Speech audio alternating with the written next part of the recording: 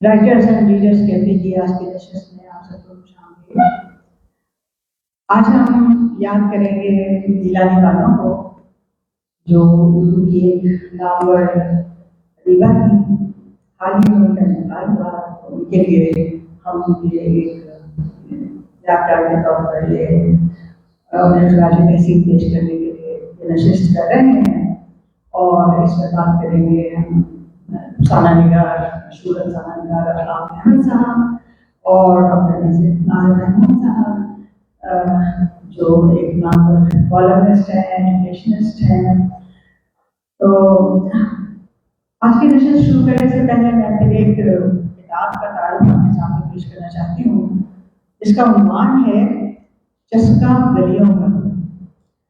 اور یہ کتاب جو ہے جن خاتون نے لکھی ہے ان کا نام ہے قمر بھروچا بانا۔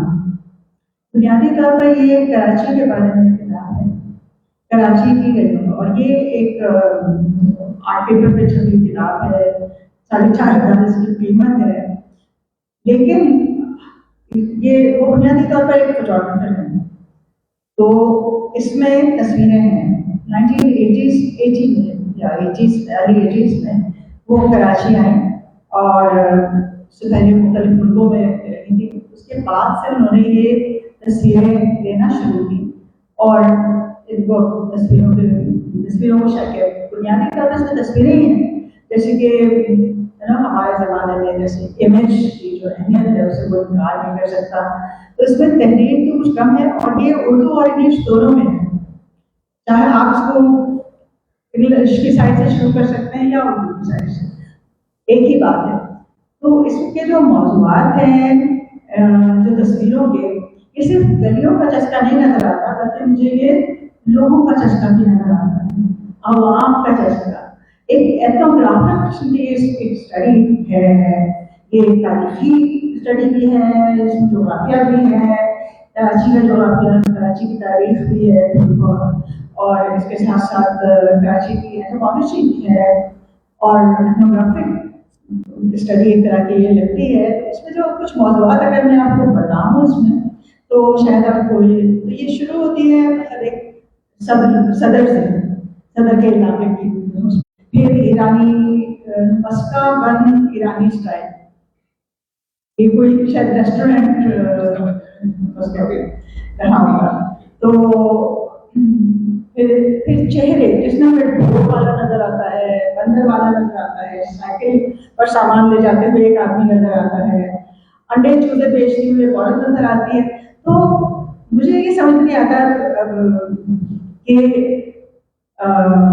قمر بانا جو ہے، انہوں نے کس طرح سے یہ تصویریں اس طرح لی ہیں۔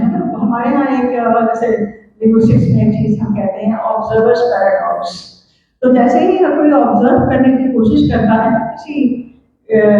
کسی کو، تو ایک پیراڈاکس کا یہ ہے کہ وہ کانشیس ہو جاتا ہے، اور اس میں وہ فطری چہرہ وہ کیچ کرنا چاہتا ہے، فطری امیج لینا چاہتا ہے، یا فطری گفتگو جو ہے اس کو ریکارڈ کرنا چاہتا ہے، تو وہ فطری رہتی نہیں، آبزرویشن کا امپیکٹ اس کے اوپر آ جاتا ہے۔ تو یہ جو چیز ہے، لیکن یہ ہمیں اس لحاظ سے یہ تصویریں میرے خیال میں بہت ہی شاندار تصویریں ہیں۔ اس میں جو اس کا بیان ہے وہ تو اتنا نہیں ہے کہ جو کراچی والے لوگ ہیں ان کے لیے بہت کوئی اس میں کوئی نئی بات ہو، بہت زیادہ کچھ اس میں معلومات ان کو نہیں ملتی ہے، لیکن وہ تصویریں بہت ہی یادگار تصویریں اور آپ کے ذہن میں رہ جانے والی تصویریں۔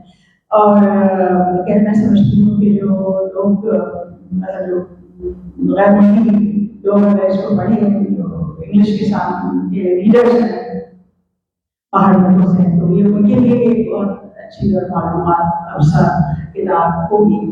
تو اس میں آرکیٹیکچر کی بات بھی ہے، ٹانگا، شاہی وکٹوریا، کراچی کینٹ اسٹیشن، فلموں کے بارے، فلمی سنیماز کے بارے میں، فادر سلام کے بارے میں، لیاری کے اوپر ایک الگ چیپٹر ہے۔ تو بہت شاندار تصویریں ہیں، اور مجھے اس کی قیمت بہت زیادہ ہے، لیکن میرا خیال ہے کہ یہ اگر آپ خرید نہیں سکتے تو کہیں سے ضرور اس کو حاصل کر کے اس پر ایک نظر ڈالنا بہت اہم ہوگا۔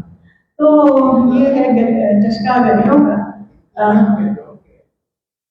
ان کا یہ انہوں نے جو بیک گراؤنڈ اپنا بتایا ہے کہ یہ مختلف ملکوں میں اپنے والدین کے ساتھ رہی ہیں، ساؤتھ ایشیا کے یہ ممالک ہیں، اور انہوں نے زیادہ نہیں بتایا اپنے بارے میں، یہی بتایا کہ فوٹوگرافی کا شوق ان کو بچپن سے تھا، اور خاص طور پہ ان کو بلیک اینڈ وائٹ فوٹوگرافی سے دلچسپی ہے، لیکن اب مجبوراً کیونکہ اب بلیک اینڈ وائٹ فوٹوگرافی کرنے کے لیے شاید کیمراز بھی نہیں ہوتے، تو اب ڈیجیٹل فوٹوگرافی پہ وہ آ گئی ہیں.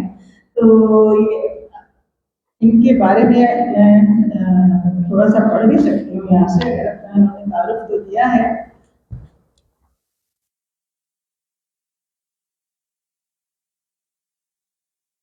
ایک دو چار لائنیں میں پڑھ دیتی ہوں. میں ممبئی میں پیدا ہوئی اور بچپن کے کئی سال میں نے ہندوستان، پاکستان، برما اور بنگلہ دیش میں گزارے ہیں. 9 عمری میں جب میرے والدین نے مجھے رولنگ فلیکس کیمرہ تحفے میں دیا تو میرے خوشی کی انتہا نہ رہی. میرے لیے تو جیسے ایک نئی دنیا کا دروازہ کھل گیا. شروع میں کبھی اپنے بھائی کی تصویریں لیتی، کبھی کسی گھریلو تقریب کی، اور کبھی کسی سفر کی. آہستہ آہستہ سارا میں یہ مشورہ ایک سنجیدہ شوق کی شکل اختیار کر گیا. پاکستان میں میری تصویریں سولو اور گروپ نمائش میں پیش کی گئی ہیں. میری زیادہ تر تصویروں کی نمائش کراچی کی وی ایم گیلری میں ہوئی ہے. کراچی میں میری آخری نمائش نومبر 2017 میں چوکڑی آرٹ گیلری میں ہوئی تھی. اس کے بعد یہ بیسیکلی انہوں نے اپنے بارے میں جو کچھ لکھا ہے فوٹوگرافی کے بارے میں لکھا ہے. تو یہ کتاب ہے جس کو میں تعریف کرانا چاہتی تھی، بلکہ میں نے ان سے کہا تھا کہ ہم اس پر ایک پروگرام کریں تو اچھا ہے، اور ان شاء اللہ ہم کو وقت ملے گا تو ہم پروگرام اس کتاب پر کریں گے. میں دعوت دوں گی ناظر احمد صاحب کو اور افلاق احمد صاحب کو آئے اور کھلانے والے کے بارے میں ضرور ہے.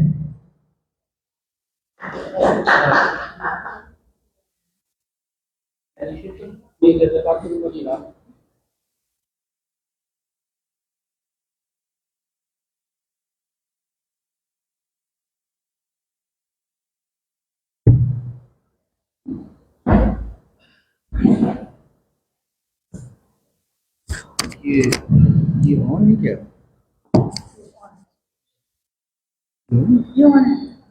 لائٹ نہیں ہے، کچھ نہیں چل رہا، لائٹ نہیں ہے. کوئی بات نہیں، تو آن کر دیا تھا میں ایسے یہاں سے چلو گا. لائٹ جلنی چاہیے. ایسے ہی چلتا ہے، کوئی بات نہیں، چلے گا. یہ چل رہا ہے، لگانے کی ضرورت نہیں ہے، ایسے. چلیں گفتگو کا آغاز کرتے ہیں. السلام علیکم، میں شکریہ دوستوں، سامعین، ناظرین.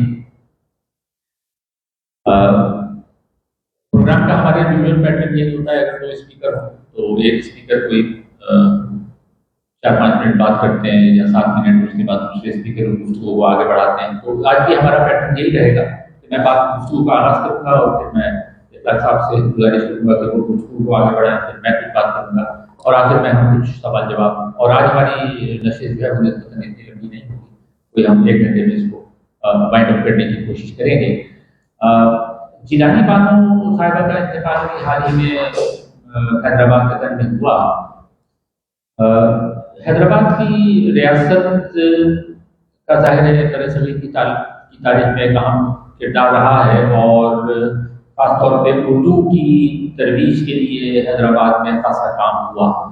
تو حیدرآباد قطر کی ریاست جو تھی وہ ابتدائی ریاستوں میں سے تھی. جب مغلیہ سلطنت کے ٹکڑے ہو رہے تھے تو اس وقت جو الگ الگ ریاستیں وجود میں آئیں ان میں سے ایک ابتدائی ریاست حیدرآباد قطر کی تھی، اور غالباً یہ 1720 یا 22 میں اس کا آغاز ہوا تھا، اور محمد شاہ رضی کے دور میں، اور یعنی 20ویں صدی آتے تک، 18ویں صدی کے شروع میں اس کا آغاز ہوا، اور 20ویں صدی کے آغاز تک، یعنی جب جیلانی بانو کی ولادت ہوئی ہے تو 1936 میں، تو اس وقت حیدرآباد کی سلطنت کو آلریڈی تقریباً 200 برس گزر چکے تھے. اور جب جیلانی بانو صاحبہ کی ولادت ہوئی 1936 میں، کیونکہ ان کا انتقال ابھی ہوا 90 سال کی عمر میں، تو اس سے پہلے جو اردو کے لکھنے والے تھے، خاص طور پر خواتین جو لکھنے والے تھے،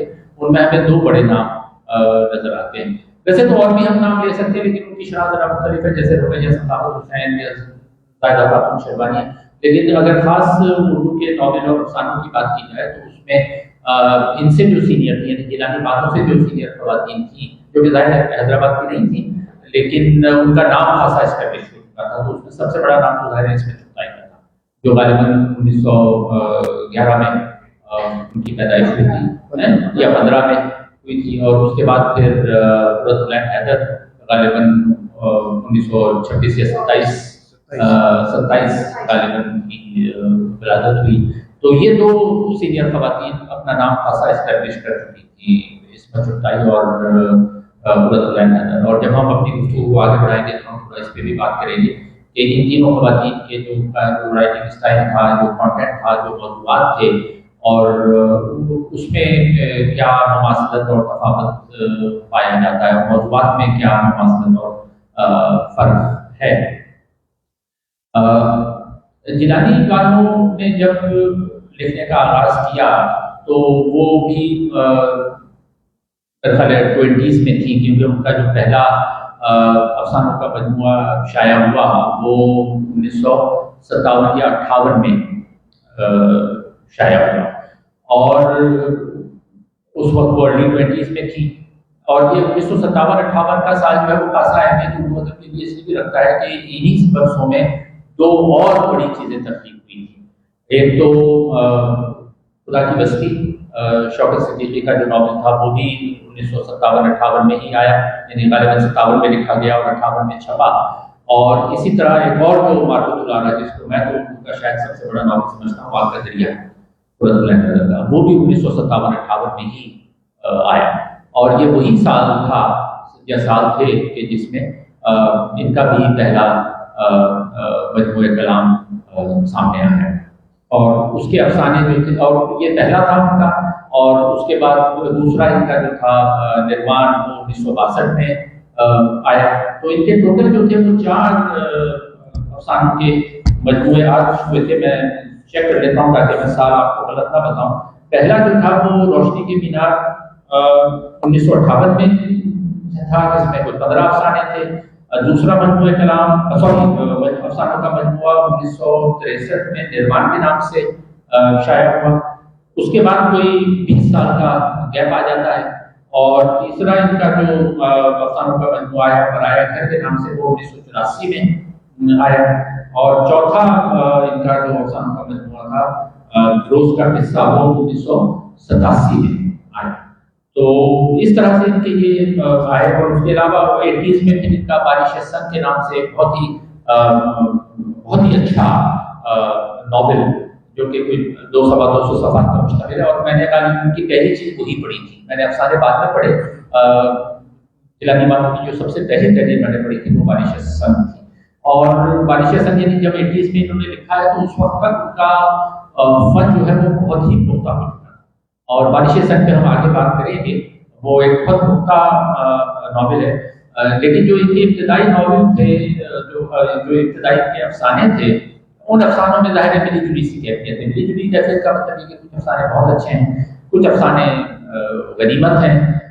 لیکن جو ان کے جو ناول آئے، ایک بارش سنگ اور اس کے بعد ایوان غزل، ان دونوں میں ان کا فن خاصا پختہ ہو چکا تھا. اور بارش سنگ کو میں ایوان غزل کے مقابلے میں ایک زیادہ بہتر اور اچھا ناول سمجھتا ہوں. تو یہ تھوڑا سا بیک گراؤنڈ ابتدا میں نے دینے کی کوشش کی ہے. ہم اسپیسیفک ان کے کچھ افسانوں اور ناول پہ تفصیل سے تھوڑی دیر میں بات کریں گے. اب میں گزارش کروں گا اخلاق صاحب سے کہ وہ گفتگو آگے بڑھائیں.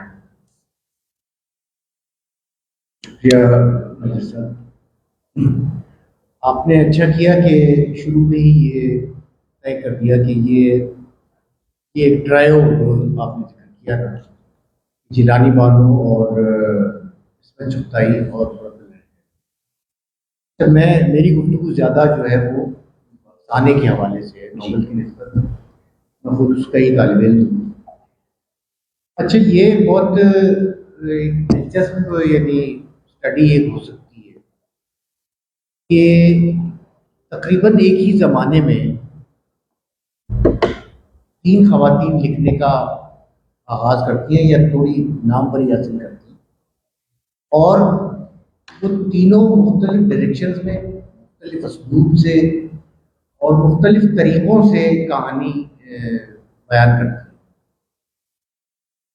سب سے بڑی بات تو یہ ہے کہ یہ ایک مشکل زمانہ ہے، ایک عورت کے لیے مشکل زمانہ ہے.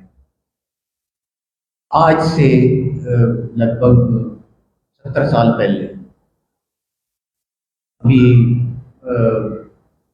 ملک تقسیم ہوا ہے اور ابھی معاملات بن رہے ہیں. ابھی ادب جو ہے ابھی تقسیم کے افسانوں سے کھیل رہا ہے. اور اس وقت یہ 3 خواتین جو ہیں یہ آہستہ آہستہ اپنے فن کو مختلف ڈائریکشن پہ آگے بڑھاتی ہیں، اور ایسے آگے بڑھاتی ہیں کہ ان کی کم از کم ایک چیز جو ہے، ایک افسانہ، ایک کہانی جو ہے وہ بینچ مارک بن جاتا ہے. یہ ایک بہت بڑی بات ہے.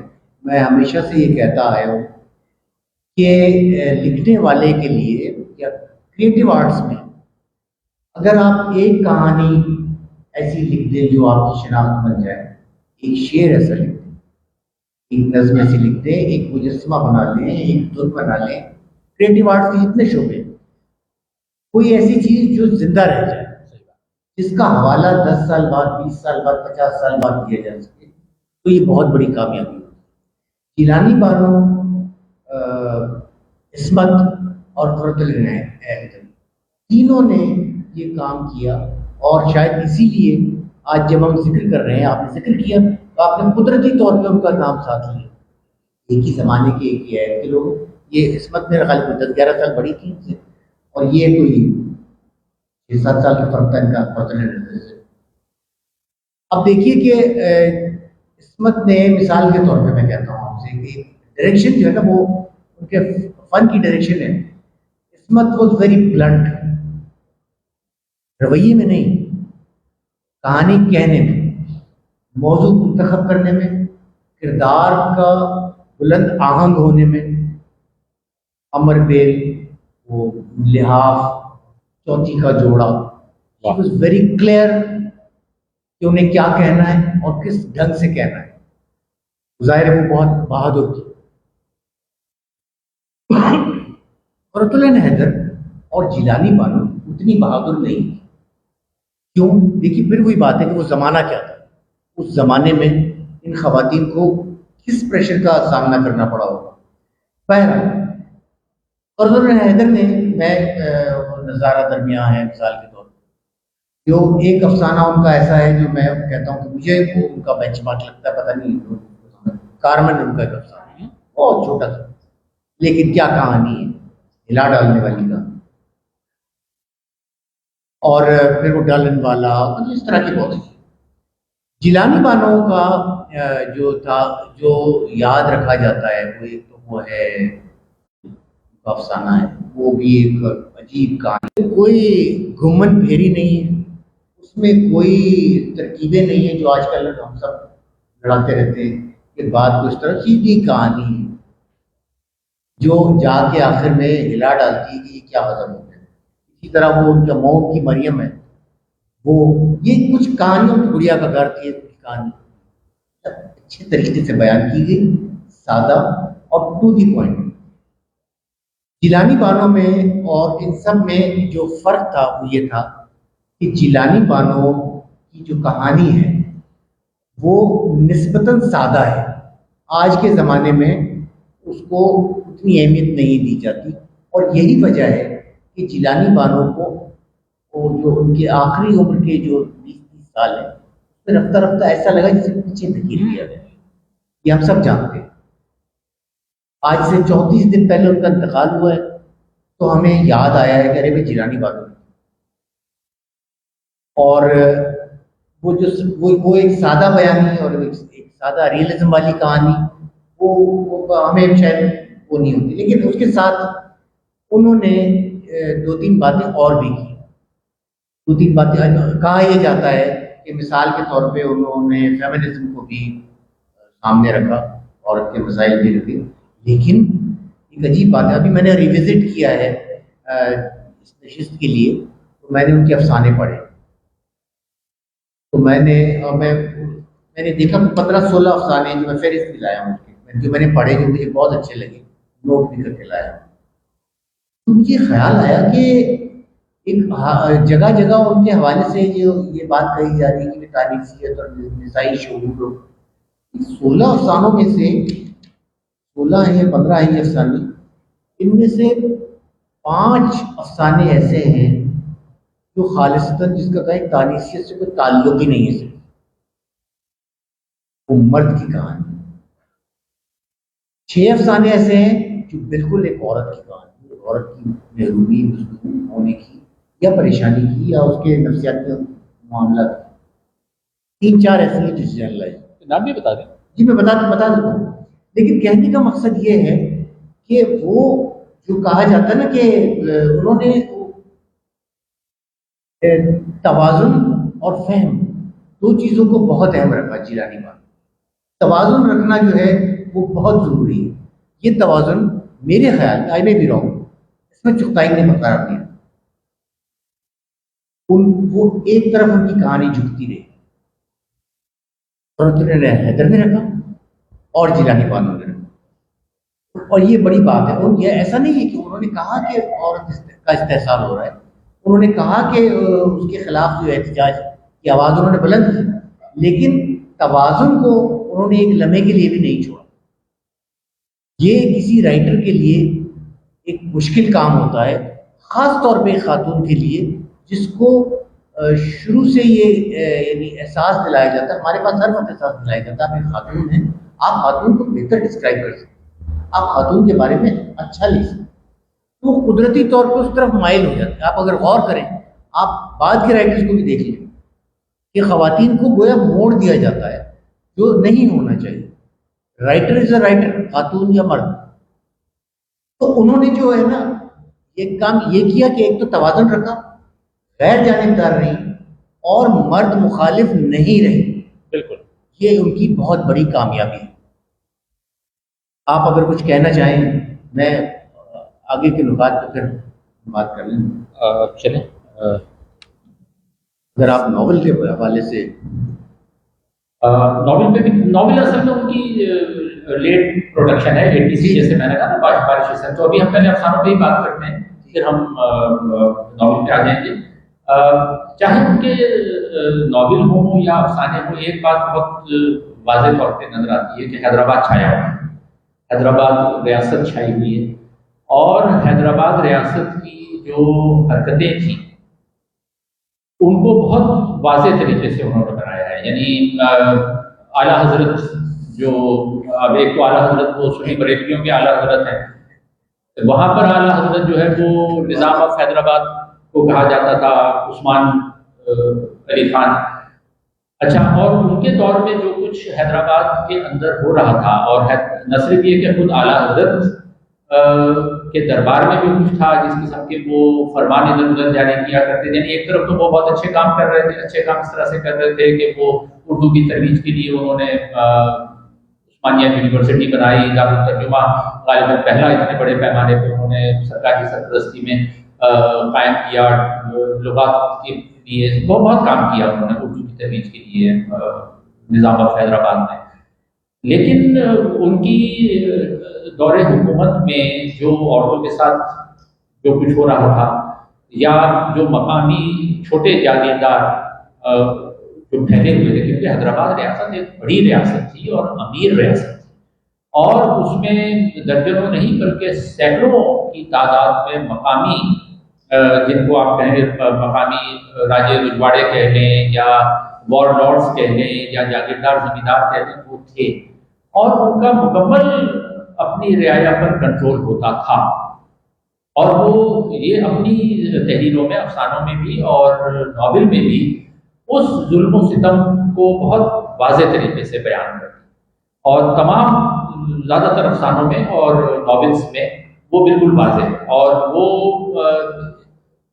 بالکل کسی بھی طرح، حالانکہ ان کو جو ہمارے ہاں ترقی پسند ادیب کے جو نمائندہ افسانہ نگار سمجھے جاتے ہیں، ان میں جیلانی بانو کو صف اول میں نہیں رکھا ہے.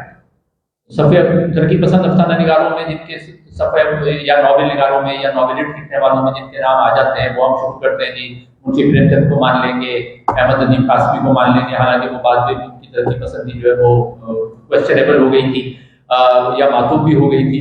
अच्छा, मंटो को तो खुद तरक्की पसंदों ने ही भी शुरू में निकालना शुरू कर दिया था। तो कृष्ण चंद्र, मुंशी प्रेमचंद, कृष्ण चंद्र, रूपंदर नाथ, राजेंद्र सिंह बेदी और इस तरह के दीगर नाम थे जो कि सफ़े अव्वल में माने गए।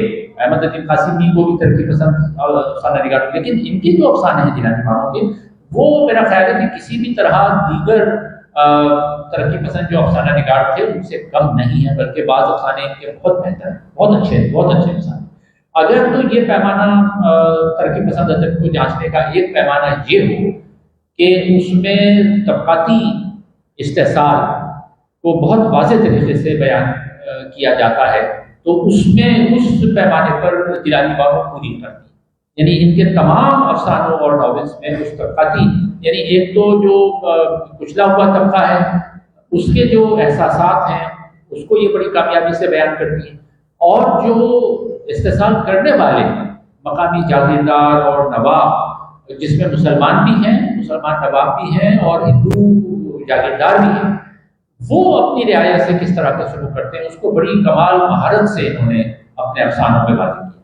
और ये मैं इखलाक साहब की इस बात से बिल्कुल इत्तफाक करूँगा कि उन पर ज़बरदस्ती जो है वो फेमिनिज्म का ठप्पा नहीं लगाना चाहिए, क्योंकि वो उन्होंने अपने अफसानों में बहुत बैलेंस रखा, जैसे इन्होंने बताया है कि बैलेंस इस तरह तवाज़ुन रखा, तवाज़ुन इस तरह से रखा है कि जो बुनियादी, आगे फिर वो तरक्की पसंदी की बात आ जाएगी कि जो मार्क्सी सोच है, ज़्यादातर तरक्की पसंद जो थे वो मार्क्सी सोच के मानने वाले थे या उसके पैरोकार थे, तो उसमें ये बात थी कि वो ये समझते हैं कि जी फेमिनिज्म भी है, यानी जो औरतों पर जो इस्तेहसाल है वो भी तबकाती इस्तेहसाल का एक हिस्सा है और उसको उस तबकाती इस्तेहसाल से अलग नहीं किया जा सकता। और बहुत से मार्क्सी जो है ये एतराज़ उठाते हैं कि वो फेमिनिज्म जो तबकाती इस्तेहसाल को पीछे छोड़ दे वो फेमिनिज्म नहीं है। और तो ये जिलानी बानों का अगर इस पर कोई फेमिनिज्म अगर इनका है भी तो वो मार्क्सी फेमिनिज्म है, यानी इस पे ये तबकाती सवाल को कहीं भी पीछे नहीं छोड़ती। यानी कहीं मैंने इनके तमाम तकरीबन, जैसे इन्होंने कहा कि अभी रिसेंटली दोबारा पढ़े, तो मैं बल्कि जिन लोगों ने पढ़ा नहीं उनके लिए मैं ये किताब भी ले आया दिखाने के लिए कि ये इनके चारों अफसानों के जो मजमूए है उनका मजमूआ है, अफसानों के मजमूए का मजमूआ है, इस्तिरियाब नाम है इसका। और ये यहाँ हमारी दोस्त हुनी नूरानी छापती हैं, तो ये मैं पढ़ लूँ कि ये इन्होंने 1993 में पहली बार इन चारों को एक यकजा करके छापा, और इसमें रोशनी के मीनार भी है, निर्माण भी है, पराया घर भी है, उसका हिस्सा भी है चारों। और इसमें से हर एक में कोई किसी में 15, किसी में 17, किसी में 20 अफसाने हैं, तो ये टोटल मिला के कोई 80-90 अफसाने बनते हैं जो सारे इसमें मौजूद हैं। और मैंने अभी रिसेंटली इन सारे अफसानों को दोबारा पढ़ा और मैंने ये देखा कि इसमें ज़ाहिर है ये नहीं कहा जा सकता कि सारे अफसाने अच्छे हैं, इसमें बहुत से ऐसे भर्ती के हैं, बहुत को निकाला भी जा सकता है, बल्कि मैं तो ये कहूँगा कि इसमें भी जैसे होता है इंतखाब कलाम होता है, इस तरह से इनके भी अफसानों का एक इंतखाब, इसमें से भी एक इंतखाब की जरूरत है कि अच्छे अफसानों को, बल्कि मैंने मार्क भी किया हुआ है, अगर कोई पब्लिशर मुझसे कहेगा कि अच्छे अफसाने निकाल दो तो जो मेरे फेवरेट अफसाने हैं वो मैंने निकाल के अलग मार्क किए हुए कि एक फाइनल जो मजमूआ निकले तो उसमें ये आपको 80-90 अफसाने शामिल करने के बजाय ये 30-40 सिलेक्टेड होने चाहिए। तो मिसाल के तौर पे मोम की मरियम की इन्होंने बात की। अच्छा, अगर मैं थोड़ा सा ये बता भी दूँ, मैं कुछ उनके नोट्स बनाकर लाया था, जैसे अच्छा ये जो मोम की मरियम है ये पहला ही अफसाना है, यानी पहले मजमूए का पहला अफसाना है। और इसमें क्या है, एक लड़की है कुदसिया जो मोहब्बत की तलाश में है, मगर हर कोई उसे धोखा देता है। तो पहले वो किसी कज़न से मोहब्बत में मुब्तला होती है, फिर अपने जो मास्टर है जो उनको पढ़ाने आते हैं उनसे मोहब्बत में मुब्तला हो जाती है, फिर उनके कोई दूर पड़े के मामू है शमीम मामू, फिर उनसे वो उनकी मोहब्बत में मुब्तला हो जाती है। फिर फाइनली ये होता है कि वो एक दूर दराज के कज़न से उसकी शादी हो जाती है और वो किसी दूसरे शहर चली जाती है। फाइनली उसकी जो मोहब्बतें हैं उनमें से एक मोहब्बत रंग लाती है, और वो जो फाइनली जिससे शादी करती है घर से उससे होनी नहीं थी, तो वो मतलब एक तरह से घर से फरार हो जाती है, उसके साथ वो दूसरे शहर में मुंतकिल हो जाती है। और फिर पता ये लगता है कि उसके बच्चे हो गए, اور وہ اس کا جو جس اثر سے اس نے شادی کی وہ بھی بیمار رہتا ہے. تو شی اینڈ سب وہ پھر اسکول میں کام کرتی ہے کیونکہ ہسبینڈ جو ہے وہ یا تو بے روزگار رہتے ہیں یا بیمار رہتے ہیں, بیماری کی وجہ سے نوکریاں چھوٹ جاتی ہیں. تو پھر فائنلی یہ ہوتا ہے کہ وہ ایک اسکول میں ملازم بھی ہو جاتی ہیں اور خود اینڈ میں بڑی جلدی یعنی جوانی میں اتنا ان کے اوپر پریشر آ جاتا ہے کہ وہ محبت تو پتہ نہیں کہاں جاتی ہے, وہ کام کر کے بیچاری خود بیمار ہو کے فارم ہو جاتی ہے جوانی میں ہی. تو یہ ایک بڑا انٹرسٹنگ اسٹڈی ہے کہ مطلب کیا خواب کیا ہوتے ہیں, سوچا کیا جاتا ہے اور پھر اس میں سے نکلتا کیا ہے. لیکن اس سے بھی زیادہ بڑا افسانہ ان کا اسی افسانوں میں ہے میں بیٹے کی گڑیا. یہ بہت اچھا افسانہ ہے. اس کی کہانی یہ ہے کہ یہ دھیڑوں کی بستی ہے, دھیڑ چمار جو کہا جاتا ہے. دھیڑ ہمارے یہاں اردو میں اتنا استعمال نہیں ہوتا لیکن ہندوستانی اردو میں بہت زیادہ استعمال ہوتا ہے. دھیڑ چمار کہا جاتا ہے, یہ نچلی ذات کے جو بالکل لوگ ہیں. تو اس میں ایک بستی ہے جس میں ایک کردار ہے ہندوؤں کا, اس میں ملیشم نام کا ایک, اچھا ملیشم نام کو انہوں نے کئی افسانوں میں استعمال کیا ہے مرد کرداروں کے لیے. وہ گڑیاں بناتا ہے اور اس کی بیوی ہے لکشمی, وہ بھی بہت محنت کرتی ہے. ہسبینڈ جو ہے وہ لنگڑا ہو جاتا ہے. اچھا وہ بیچاری جو عورت ہے, یعنی عورتوں کا انہوں نے جو مسائل ہیں اس کو بڑی کامیابی سے انہوں نے بتایا ہے, لیکن اس میں انہوں نے کہیں بھی یہ نہیں بتایا ہے کہ وہ استحصال جو ہے وہ ایسا نہیں ہے کہ سارے مرد جو ہے وہ استحصال کرتے ہیں, مرد بھی اس استحصال کا شکار ہے. تو اس کہانی میں جو اس کا ہسبینڈ ہے وہ لنگڑا ہو جاتا ہے. اب شی از دا ون کہ جو فیملی کو بھی دیکھ رہی ہے, اپنے لنگڑے ہسبینڈ کے لیے بھی وہ خدمت کر رہی ہے, اس کے مرہم پٹی بھی کر رہی ہے, سارا کچھ کرتی ہے. لیکن اب وہاں حیدرآباد میں یہ بالکل رواج اس وقت انہوں نے کئی افسانوں میں بتایا ہے کہ عورتوں کی خرید و فروخت کا رواج بڑا عام تھا. اور خرید و فروخت اس طرح سے نہیں تھی کہ کہیں پر بازار لگ رہا ہو یا بولی لگ رہی ہو. اس میں یہ ہوتا تھا کہ غریب لوگ, یہ جو بعد میں بازار فلم میں جو دکھایا گیا ہے وہ بات کی کہانی ہے, لیکن وہ بھی تقریباً ویسا ہی ہے کہ کوئی عرب آتے ہیں اور وہ پیسے دیتے ہیں اور وہ امیر جو ہے وہ اس عورت کو شادی کرتے ہیں کیسے دیتا. لیکن اس کہانی میں یہ بتایا اور کئی کہانیوں میں یہ بتایا گیا کہ وہاں پر جو عورت کی خرید و فروخت ہوتی تھی وہ ایسے ہوتی تھی کہ اگر کوئی عورت, غریب عورت کوئی پسند آ گئی ہے کسی امیر مرد کو, تو وہ جا کے اس کو پیسے جب مشت بڑی رقم دے دیتے تھے کہ یہ ہمارے یہاں کام کرے گی. تو وہ ایسا نہیں تھا کہ ہوتی فروخت ہی تھی وہ. تو یہ اتنا وہ کام کرتی ہے. اور وہ جب اس کی شادی ہوئی تھی اپنے ہسبینڈ سے, ملیشم سے, تو اس نے وعدہ کیا تھا کہ میں تجھے چوڑیاں لا کے دوں گا. لیکن وہ جو بھی اس کی 5-10 سال شادی رہی اس میں کبھی بھی اتنا پیسے ہی نہیں تھے کہ وہ چوڑیاں لا کے. اب کیا ہوتا ہے کہ وہ اس کا جو سسر ہے وہ سسر اس کو ایک مالک کے ہاتھوں فروخت کر دیتا ہے, کیونکہ اس کار والے مالک نے اس نوجوان خوبصورت عورت کو کہیں دیکھ لیا اور کہا یہ تو میرے گھر کام کرے گی, یعنی اس کو ہر طرح سے تصرف میں لایا جائے گا اس عورت کو. تو وہ 100 روپے کی آفر کرتا ہے, کہتا ہے یہ 100 روپے. تو وہ سسر جو ہے وہ آ کے بیٹے کو راضی کر لیتا ہے کہ 100 روپے میں یہ جا رہی ہے. اچھا, اور وہ یہ بھی بتاتے ہیں کہ ان کی فلاں کی عورت جو ہے وہ 50 میں گئی تھی, فلاں کی عورت 60 میں گئی تھی, فلاں کی 70 میں گئی تھی, تو یہ بہت اچھے پیسے مل رہے ہیں. تو جو ہسبینڈ ہے وہ بھی راضی ہو جاتا ہے کہ ہاں ٹھیک ہے, اور وہ پیسے ایڈوانس لے لیے جاتے ہیں. اور افسانے کا اختتام اتنا اچھا ہے کہ وہ اس کو بتایا جاتا ہے عورت کو, لکشمی کو, کہ تو تیرے لیے خوشخبری دی جاتی ہے ان کے موقع کہ واہ واہ واہ تیرے تو ہاتھ کھل گئے, تو راج کرے گی, تجھے تو مالک کے گھر جانا ہے اور وہ کار میں آئے گا تجھے لینے, آج شام میں آ رہا ہے. اور وہ ظاہر عورت منع نہیں کر سکتی. تو جب وہ کار میں آتا ہے, اچھا 50 روپے ایڈوانس مل چکے. افسانے کا اختتام اس پر ہے کہ جب وہ جا رہی ہوتی ہے تو یہ جو اس کا شوہر ہے لڑکا, وہ جیب سے چوڑیاں نکالتا ہے اور کہتا ہے دیکھ میں تجھے وعدہ کرتا تھا نا کہ میں تجھے چوڑیاں دوں گا, تو یہ میں چوڑی, اور وہ چوڑیاں اسی ایڈوانس سے لے کر آیا ہے جو اس نے 50 روپے دیے تھے. تو وہ کہتی ہے اب کیا فائدہ, تو ہی رکھ لے, اور وہ اس کے ساتھ کار میں بیٹھ کے چلی گئی. تو اس طرح کے افسانے ہیں جس کو میں یہ مٹی کی گڑیا کو کسی بھی لحاظ سے بہت بڑا افسانہ, اور خاص طور پہ اس کا جو اختتام ہے آپ یہ ان افسانوں میں سے جس کو پڑھ کے آپ ہل جاتے ہیں. تو اب یہاں میں اپنی گفتگو روکتا ہوں. اوور ٹو اجلاس. چلیے, کہ افسانوں کو جو کے بارے میں جو کچھ بھی کہہ رہا ہوں یا کہوں گا, ایک بات تو میں پہلے کلیئر کر دوں کہ میں ان ہتھیاروں سے واقف بھی نہیں ہوں. میرے پاس وہ نقد و نظر کے جو ہوتے ہیں جانچتے ہیں. میں کہانی کو صرف دیکھ سکتا ہوں, لکھ سکتا ہوں, وہ ترکیبیں وہ اصطلاحات میں جانتا ہی نہیں. ایک اچھے کہانی کار کی کچھ نہ کچھ پہچان ہوتی ہے. یعنی ایک تو یہ ہوتا ہے کہ اس کو کہانی بیان کرنا، ٹھیک ہے، کہانی اس کے پاس ہے، بہت اسٹرانگ ہے، کردار بہت اچھے ہیں، کھیل بہت اچھا جمایا ہے اس نے، لیکن ساتھ ہی ہم اس سے کچھ اور بھی توقع رکھتے ہیں. ایک توقع بڑے کہانی کار سے ہم یہ توقع رکھتے ہیں کہ جب وہ کہانی بیان کی جائے گی یا پڑھی جائے گی یا آپ سنیں گے یا پڑھیں گے تو ہم اس کہانی کے زمانے سے آگاہ ہوں گے. ہم اس زمانے کو کیسے اس زمانے کو بیان کیا گیا ہے، زمانے کا بیان ہے یا نہیں.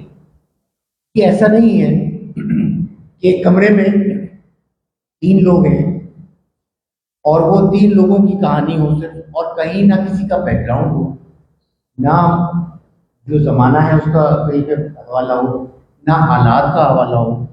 تو یہ وہ کہانی ہم بڑے کہانی کار سے توقع رکھتے ہیں کہ وہ اپنے زمانے کو ضرور ڈاکومنٹ کریں.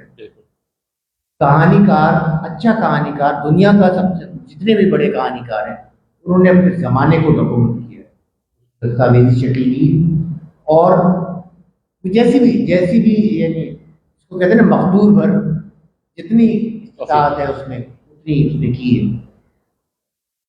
تو یہ جو جیلانی بانو ہیں انہوں نے، میں سمجھتا ہوں یہ فریضہ خوب نبھایا ہے 2 طرح سے.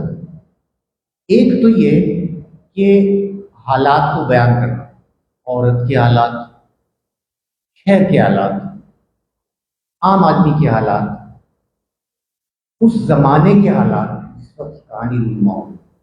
دوسرا وہ ایک مڈل کلاس اور لوور مڈل کلاس کے حالات، اس کے ساتھ کہانی کو نبھانا، یہ انہوں نے بخوبی کیا. اور اس میں کچھ تو ایسے کام کیے ہیں کہ اچھا کیونکہ ساتھ ہی کیونکہ کہانی کار تو بہرحال کیے ہیں، اور انہوں نے کیا کیا کہ ان کے پاس ورائٹی بہت ہے. ورائٹی بھی ایک بہت بڑی چیز ہوتی ہے کہانی کار کی. بعض اوقات یہ ہوتا ہے، ناولوں میں یہ بہت ہوتا ہے کہ بعض اوقات کہانی کار خود کو ریپیٹ کر رہا ہو، کیونکہ زیادہ مواد وہ اپنی زندگی سے لے رہا ہوتا ہے، اس کے کردار بھی کچھ ملتے جلتے ہوتے ہیں، تنوع نہیں ہوتا. تو یہ جیلانی بانو کے پاس جو میں نے جتنی کہانیاں پڑھی، میں نے بھی کوئی 35-40 پڑھی ہوگی کہانیاں. یہ کتاب مجھے نہیں ملی ورنہ شاید تو جو یہ ورائٹی جو ہے نا ان کے پاس، کہانی کی ورائٹی اور کرداروں کی ورائٹی وہ بہت زیادہ ہے. اور جو ریپٹیشن ہے وہ بھی اس قدر کمال طریقے سے کی ہے. 2 جگہ تو حیرت انگیز، ایک ہی جیسے حالات کی کہانی، اور ان کے درمیان پیریڈ بھی بہت زیادہ ہے. ایک کہانی ہے یہ شہر بکاؤ ہے، اور دوسری کہانی ہے پتھر کا شہزادہ. یہ شہر بکاؤ ہے میں کہانی یوں شروع ہوتی ہے کہ صاحب آئیے ہمارا شہر اب بیچ رہے ہیں، تشریف لائیے، کیا چاہیے آپ کو. اس مونولوگ پہ کہانی چلیے، آپ کو لیڈر چاہیے، آپ کو اسمگلر چاہیے، آپ کو چور چاہیے، آپ کو ادیب چاہیے، آپ کو سیاستدان چاہیے، آپ کو نعرے لگانے والے چاہیے. اس طرح وہ کہانی چلائی.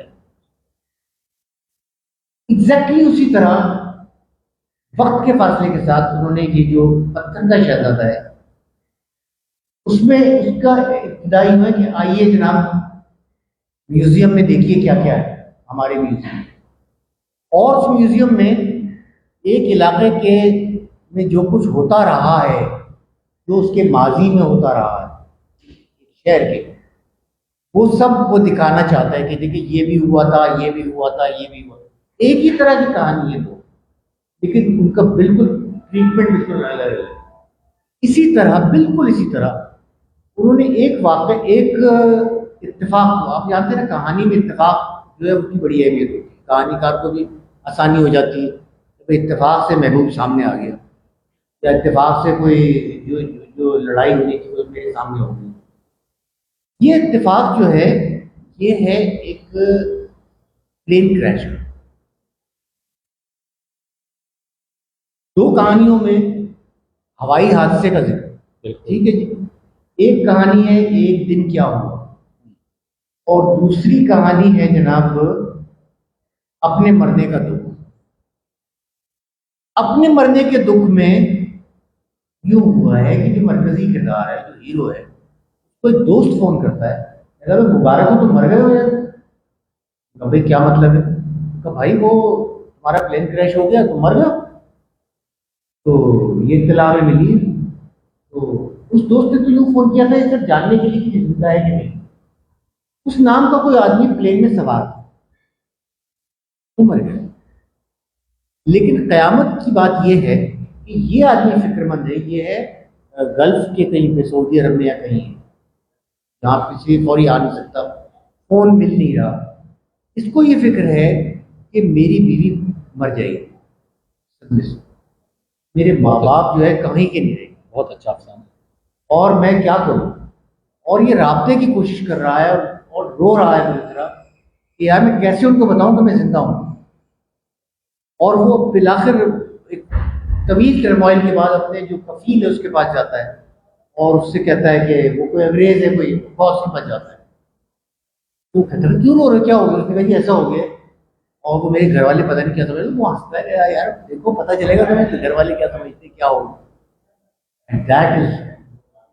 That is the main dilemma کہ یہ ابھی اس کو پتہ چلنا ہے کہ اس کی بیوی نہیں مر رہی ہے، اس کے ماں باپ، ان کو اس کے پیسوں کی فکر ہے. وہ پیسے جو بیچتا تھا، جو جائیداد بن چکی تھی، کس کا حق ہے، بیوی کا ہے یا اس کے ساس سسر کا ہے؟ وہاں یہ جھگڑا شروع ہوتا ہے. جو فون کرتا ہے تو پتہ ہے پلین کریش کو انہوں نے یہ ایک ہی چیز کو. دوسرا جو افسانہ بالکل اسی طرح کا پلین کریش ہے کہ ایک بیوی ہے، اس کے ایک دن کیا ہوا. یہ بہت ہی عمدہ ہے کہ وہ ایک بیوی ہے اور اس کو اپنے شوہر پہ شک کیا یقین ہے کہ یہ فلاں عورت بہت دلچسپی لیتا ہے، اس کے پاس جاتا ہے، مسلسل وقت گزارتا ہے اور جو مجھ میں خوبیاں تلاش کرنی چاہیے وہ اس میں تلاش کرتا ہے. مجھے بتاتا ہے یہ جل رہی ہے، دن رات پریشان ہے کہ میرا شوہر میرے ہاتھ سے نکل چکا ہے، میں کیا کروں. شوہر تیار ہو رہا ہے، کپڑے تیار کر رہا ہے، پرفیوم لگا رہا ہے، کبھی یہ پہنوں گا، نہیں کبھی ٹائی لگاؤں گا. اور یہ اس کو یاد ہے کہ آج یہ جو تیار ہو رہا ہے نا یہ اس دوسری عورت کی سالگرہ ہے. تو یہ بہت تلخ ہو رہی ہے، بار بار تلخ ہو رہی ہے. شوہر کوشش کر رہا ہے بچ کے نکل جاؤں کسی طرح اس جگہ سے، شوہر کو اپنی جانی نہیں ملتی اور وہ چلا جاتا ہے بلا. اب یہ بیوی جو ہے یہ اداس گھر میں ہے، مطلب دکھ سے برا حال ہے اس کا. دیکھو وہ چلا گیا اور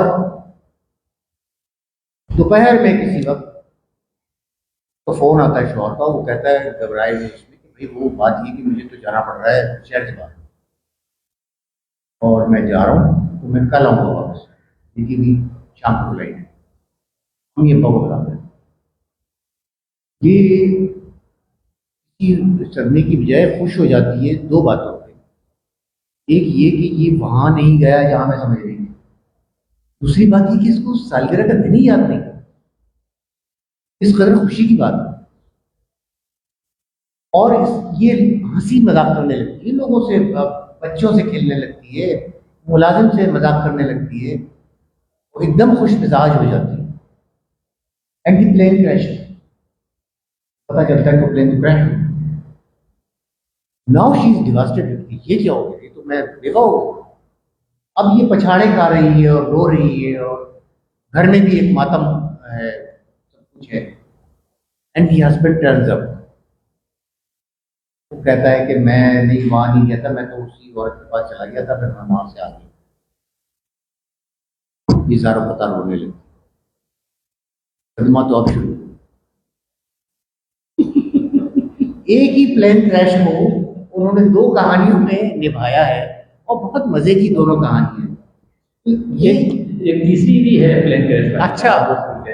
تیسری پلین کریش میں یہ ہے کہ ایک گھرانے میں ایک ناجائز بیٹی ہے جس کو باپ مانتا نہیں ہے کہ یہ میری بیٹی، اور سب کو پتا ہے کہ یہ اسی کی بیٹی ہے، اور وہ جو باپ ہے وہ اپنی بیوی اور بچوں کے ساتھ، یعنی جو اس کے جائز بچے ہیں ان کے ساتھ وہ پلین میں کہیں اور جا رہا ہے، میں ابھی آپ کو اس کا نام بتاتا ہوں، میرے ذہن سے نکل گیا، اور وہ پلین کریش ہو جاتا ہے، وہ باپ جو ہے وہ مر جاتا ہے، اور اب بچی ہے دادی اور وہ ناجائز پوتی، اور وہی دادی جو پہلے اپنی ناجائز پوتی کے شدید خلاف کہ اس کو نکالو گھر سے، یہ اب وہ دادی بوڑھی ہے اور اس کے پاس کوئی نہیں ہے، تو شی ایڈس اپ کہ بس یہی میری پوتی ہے، تو وہ اس کو نہ صرف یہ کہ اپنی جائز بیٹی تسلیم کرتی ہے، بلکہ وہی ناجائز بیٹی ہے جو کہ دادی کی آخری وقت میں پوری خدمت کرتی ہے۔ میں یہ نام تھوڑی دیر میں، تو کم از کم 3 افسانے ہیں جس میں یہ پلین کریش کا ذکر ہے۔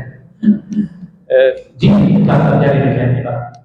اچھا، یہ تو وہ تھی کہ آپ اس طرح وہ کرتے ہیں، لیکن کچھ افسانے جیلانی بانو کے ایسے ہیں جو کہنا چاہیے خالص نفسیات کے افسانے، اور ایک تو آپ نے وہ موم کی مریم کا جو ذکر کیا، وہ جو لڑکی کو بنایا گیا ایک عام قدسیہ قدسیہ، عام شکل و صورت کی لڑکی ان سرچ آف لو، اور وہ ٹوکر پہ ٹوکر کھاتی جا رہی ہے، ایک اور دوسرا اور تیسرا اور چوتھا، اور کیسے وہ اس میں بلکہ شاید اس میں یہ بھی ہے کہ وہ جو نریٹر ہے جب اس تک پہنچتا ہے تو وہ کہتی ہے کہ بھائی جان آپ جو ہے اس کوئلے کی دلالی میں ہاتھ نہ ڈالیں، مطلب یہ کہ I am not good for you, اور آپ فاصلے پہ رہیں۔ تو جو جس سے الٹیمیٹلی وہ شادی کرتی ہے، ہی از اے پلے بوائے، جو اپنے اس کو اعتماد ہے کہ بہت زیادہ وہ، اور اس پہ جو ہے اس کو وہ شادی بھی کر لیتی ہے، اس کے ساتھ اسے شہر بھی جا کے رہ لیتی ہے، اور پھر اس کی یعنی اس کی کام نہ کرنے کی صورت میں خود کام کرتی ہے۔ ایک جو ان کا جو عدل جو تھا ان کا افسانہ، وہ بہت ہی کمال تھا، اور اس کو پڑھ کے مجھے ممتاز مفتی، حالانکہ یہ ممتاز مفتی سے پہلے کا افسانہ ہے،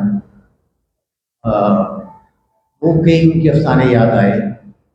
ایک آدمی، یہ 2 دوست ہیں، ایک دوست کہتا ہے کہ میں نے ایک ایسی حسین لڑکی دیکھی ہے، میں تو مر گیا ہوں، وہ جب چلتی ہے تو ایسی ہے، حسن اس کا ایسا ہے قیامت خیز۔ دوسرا جو لڑکا ہے جو نریٹر ہے وہ ایک سادہ مزاج نوجوان، وہ یہ سن کر اس کی محبت میں مبتلا ہو گیا وداؤٹ سینگ دا لیڈی، اور وہ اس حد تک چلا جاتا ہے کہ وہ پا تو نہیں سکتا وہ، لیکن جب اس کی شادی ہوتی ہے تو وہ اپنی بیوی سے بالکل مطمئن نہیں رہتا، وہ پہلے دن ہی اپنی بیوی کو بتا دیتا ہے کہ I've been in love with someone else۔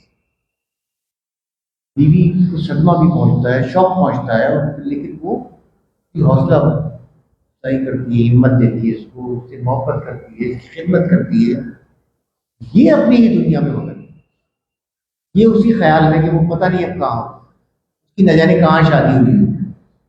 جس نوجوان نے ذکر کیا تھا اس لڑکی کا، کہ دوست نے، وہ ملک سے باہر چلا گیا، 10 سال بعد وہ آتا ہے، تو یہ کہتا ہے یار چلو وہ آ گیا، اب میں اس سے دل کا حال کہوں گا کہ یار میری تو زندگی برباد ہو گئی، میں اس لڑکی کو نہیں پا سکتا۔ اور وہ جب آتا ہے اور بیٹھتا ہے، پھر وہ اس کی بیوی چائے وائے لے کے آتی ہے، وہ دوست گھبرا جاتا ہے، سلام کرتا ہے بھابھی کو اپنی، اور جب چائے چڑھ جاتی ہے تو کہتا ہے کہ یار بھائی مان گیا استاد، تو نے اسی معروف سے شادی کر لی۔ اچھا، یہ بڑی ان کی کمال کی کہانی ہے، اس میں خاص طور پہ وہ جو پیریڈ ہے اس کا ایک افلاطونی محبت کا، دیکھے بغیر محبت کرنا جو ہے، اتنا اچھا اس کا ڈسکرپشن ہے کہ کیسے وہ آہستہ آہستہ اس گرداب میں گرفتار ہوتا جا رہا ہے۔ One of the finest stories جو انہوں نے لکھی ہیں، اور لیکن ایسی بھی کہانیاں ہیں جو تھوڑی سی اگر آپ یوں دیکھیں کہ 60s میں کہانی لکھی جا رہی ہے اور 70s میں لکھی جا رہی ہے، آج کے مقابلے میں 50-60 سال پہلے کی کہانی، تو وہ بہت آگے کی کہانی لگتی ہے کہ جو کہانی تھی جوئے، کتے کی کہانی ہے، کتے کے ذریعے جو ہے وہ لوگوں کا پتہ چل رہا ہے کون کیسا ہے کتے کے ذریعے. اور اسی طرح ایک ہے بات پھولوں کی، ایک پھولوں کی دکان ہے، اس پہ ایک لڑکا کام کر رہا ہے اور ایک مالک کام کر رہا ہے، اور وہ ان کے پاس پھولوں کے آرڈر آ رہے ہیں. اس پھولوں کے آرڈر آنے سے پتہ چل رہا ہے کہ معاشرے میں کیا ہو رہا ہے، کیونکہ پھول دھرتی پہ بھی چڑھائے جاتے ہیں، پھول سیاسی لیڈر کو بھی دیے جاتے ہیں، پھول شادی میں بھی جانے ہیں، پھول خوش کرنے کے لیے بھی جانے ہیں. تو وہ جو جس طرح وہ حالات کا پتہ چل رہا ہے اور انسانی رشتوں کا پتہ چل رہا ہے، اس سے ایک پھولوں کی دکان پہ صرف پھولوں کی فروخت ہو رہی ہے اور اس سادھو لے جاتا ہے تو اس سے بے تحاشا لگاؤ جس طرح رفتہ رفتہ ڈیولپ کیا گیا کہانی میں ایک ظاہر ایک بڑی بات ہوتی ہے کہ آپ پہلے اس کے بعد آہستہ آہستہ ایک دم نہیں بیان کر سکتے، تو آپ کا فن ہوتا ہے. تو جیلانی بانو نے بعض چیزوں میں تو بہت ہی زیادہ میرے حساب سے آگے کا کام کیا اپنے زمانے کے حساب سے، اور ایسے کردار تخلیق کیے، ایسی کہانیاں تخلیق کی جس کی وجہ سے آج ہم یہاں بیٹھے ہیں اور ان کو یاد کر رہے ہیں، اور ہم ان کہانیوں سے گویا ان کو اجنبی نہیں سمجھ رہے. کہانی وہ آج کی کہانی جیسی تر و تازہ کہانی ہے. اچھا، میں کچھ اور کہانیوں پہ بات کروں گا. ایک ہم نے دو بات کی تھی، ایک مٹی کی گڑیا اور موم کی دریا. ہاں، وہ جو کہانی جو میں بتا رہا تھا ابھی، جس میں وہ پلین کریش میں باپ اپنے بچوں کے ساتھ فوت ہو جاتا ہے اور وہ ایک ناجائز بیٹی لاتی ہے، اس افسانے کا نام دیوداسی. تو وہ لڑکی جو ہے وہ ناجائز بیٹی، وہ پھر ultimately she ends up as a devadasi, کیونکہ وہ اپنی دادی کے ساتھ رہتی. ہاں، ایک اور ان کا افسانہ ہے چھٹکارا. اس میں یہ ماسٹر ہے جو بہت کھاوڑا ہے، یعنی وہ ٹیوشن پڑھانے آتا ہے بیچارہ. کسی گھر میں امو نام کی ایک بچی ہے، بچی کو پڑھاتا ہے، اور وہ اس کو جو بھی چیز دی جائے کھانے کے لیے وہ نہ صرف کھا لیتا ہے بلکہ وہ گھر میں آ کے لگتا ایسا ہے کہ اس کو صبح سے کھانا نہیں کھایا، اور وہ چیزیں مانگتا ہے. یعنی اگر اس کو کھانا نہیں ملے گا تو وہ کہے گا بچی سے کہ جا کے میرے لیے 4 آم تو لے آ. وہ 4 آم لائے گی تو وہ 4 آم کھا لے گا. پھر تھوڑی دیر میں کہے گا اچھا تیرے کے بعد جو بیر پیڑ میں ہوتے وہ تو ذرا توڑ کے لے آ. تو وہ کچھ نہ کچھ اچھا، اب وہ چونکہ جس گھر میں آتا ہے وہ صاحب حیثیت لوگ ہیں تو ان کے لیے کوئی اتنا بڑا مسئلہ نہیں ہے، تو وہ ایک مذاق کا ایک ذریعہ بھی بن جاتا ہے وہ ماسٹر. تو وہ نہ صرف یہ کہ اس کو وہ اس وجہ سے نکالتے نہیں ہیں، اس کو کھلاتے پلاتے بھی ہیں، لیکن اس کے ساتھ مذاق بھی کرتے ہیں سب. اور اس کی موجودگی میں بھی اور اس کی غیر موجودگی میں بھی کوئی جو اس سے بچی ٹیوشن پڑھتی ہے اس سے بھی مذاق اڑایا جاتا ہے کہ تیرا ماسٹر تو ایسا کھاوڑا ہے، وہ تو بھوکا ہے، وہ تو یہ ہے. اور اچھا، پھر گھر والے جو ہے وہ ساری بچی چیزیں سنبھال کے رکھتے ہیں کہ کل کا وہ سالن پڑا ہوا ہے تو وہ بھی دے دو، اور پرسوں کی روٹی پڑی ہے تو وہ بھی دے دو. تو دکھایا گیا ہے کہ جو چیز اس کو مل جائے وہ کھا لیتا ہے. اس کا اینڈ یہ ہوتا ہے کہ بچے مذاق میں یہ کرتے ہیں کہ آج اس کو کچھ اور چیز نہیں دی جائے گی، اور وہ جو گھر والے کھانا دیتے ہیں وہ کہیں ادھر ادھر کر دیتے ہیں، اور وہ کچھ خاص اس کا حلوہ بنا کے اس کو کھلا دیتے ہیں.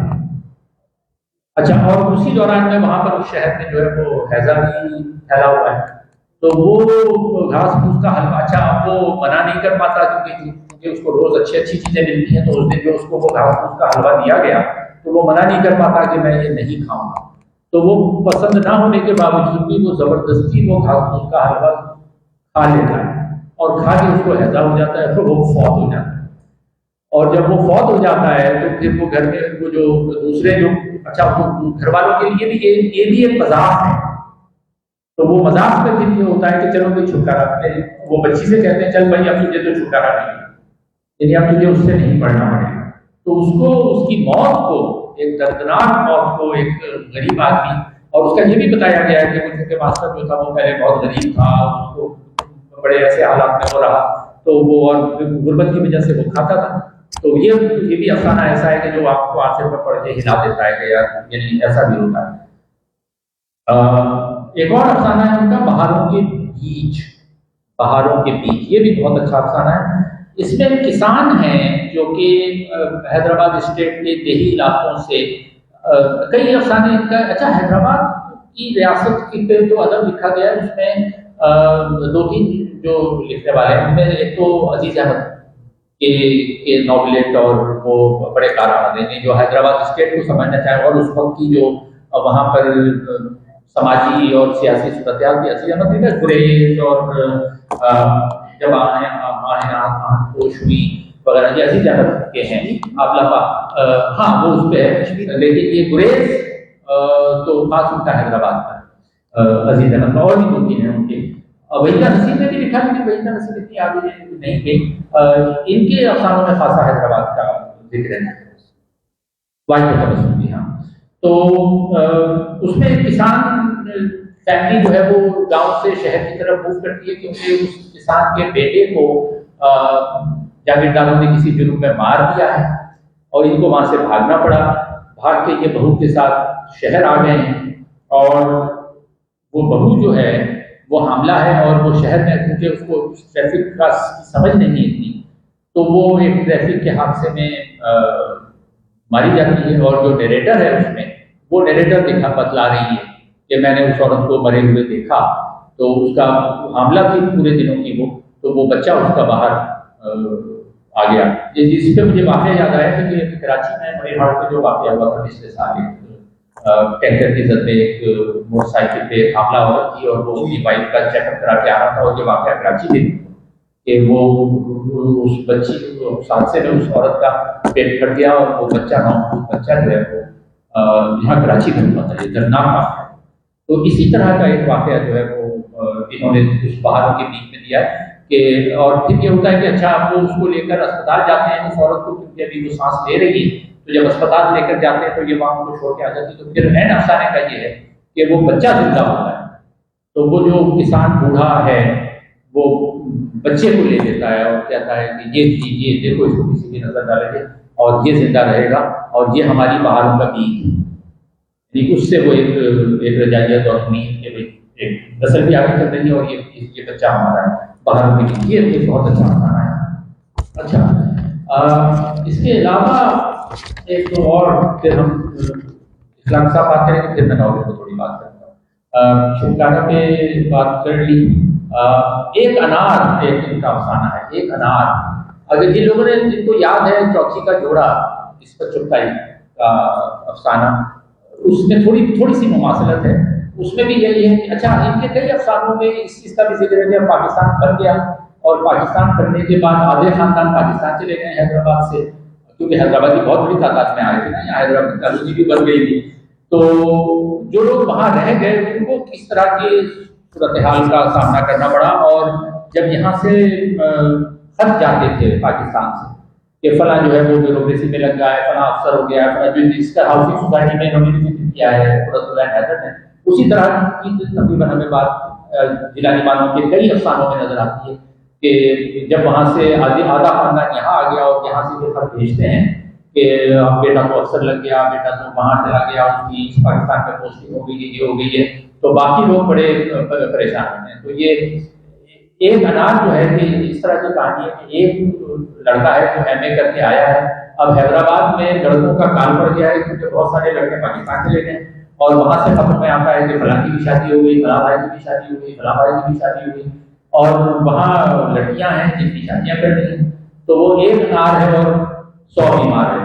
تو اس میں ایک جو ہے ایم اے کر کے لڑکا آیا ہے، اس کو تمام گھرانے اس کوشش میں ہیں کہ اس سے شادی ہو جائے، اور وہ اس سے شادی نہیں کرتا بلکہ وہ نسبتاً ایک کم درجے کی جو عورت تھی، لڑکی تھی، اس کو وہ لے کے چلا جاتا ہے۔ یہ کہانی۔ ہاں ایک اور بڑا اچھا ہے تلچھٹ کو ڈریس جو پیچھے رہ جاتا ہے، تو اس تلچھٹ میں بشارت چچا ہیں۔ اچھا بشارت چچا جو ہیں وہ بیچارے تلچھٹ کی طرح سے اس طرح سے ہیں کہ وہ باقی خاندان سے پیچھے رہ گئے ہیں، اور وہ ادھر ادھر پیسے بھی مانگتے رہتے ہیں، اور بار بار وہ خودکشی کی بھی کوشش کرتے ہیں، تو اس نے ایک بڑا اچھا میں نے وہ مان بھی کیا تھا، میں وہ پڑھ کے نہیں سناؤں گا کیونکہ وقت ہوتا ہے.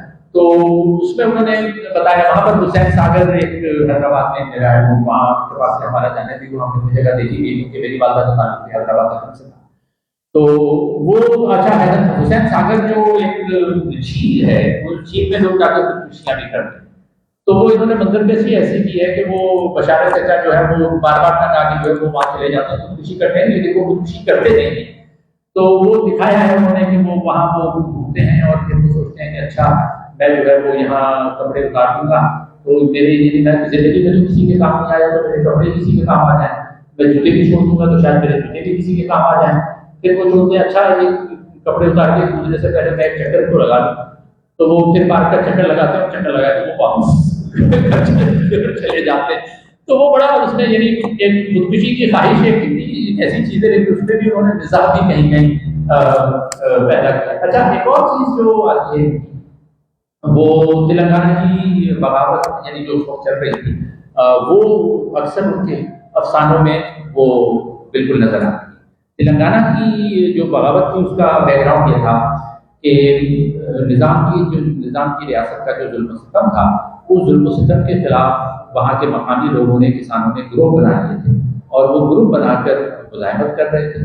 اور اس میں جیسے بغدو محی الدین جو ایک بڑے شاعر ہیں وہ بھی اس میں خاص رہے. یہاں پاکستان کے بھی جیسے ڈاکٹر اعزاز نظیر وغیرہ جو پاکستان موو کر گئے وہ اس بغاوت میں خاصا انہوں نے اہم رول پلے کیا.